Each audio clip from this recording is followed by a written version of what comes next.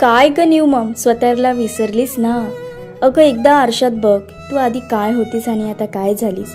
शरीर वाढलेलं, केस विस्कटलेलं, मेकअप तर खूप दूर राहिला, साधी पावडर लावायला वेळ मिळत नाही. अशा कितीतरी गोष्टी आपण सॅक्रिफाईस करतो फक्त आपल्या बाळासाठी. आणि लोक काय म्हणतात, आम्ही तर 3-4 लेकरं सांभाळली, तुला तर फक्त एकच आहे. पण लोकांसाठी या सगळ्या गोष्टी फक्त बोलणं असतं. एका आईची कंडिशन एक आईच समजू शकते. हेच लोक मदतीला तर येत नाहीत, पण तोंडावर बोलायला मात्र खूप छान जमतं. घरच तर सांभाळतेस, फक्त काय 2 टाइम स्वयंपाकच तर आहे, दोघांचंच तर आहे, एवढंच तर काम आहे. पण एवढ्या कामाच्या मागे ती दिवसभर आपल्या लेकराला एकटी सांभाळते. काय कंडिशन होत असेल हो तिची. तरीही एक आई रोज स्वतःला दुःख लपून फक्त आपल्या बाळासाठी जगत राहते. अशी कंडिशन तुमची पण आहे ना?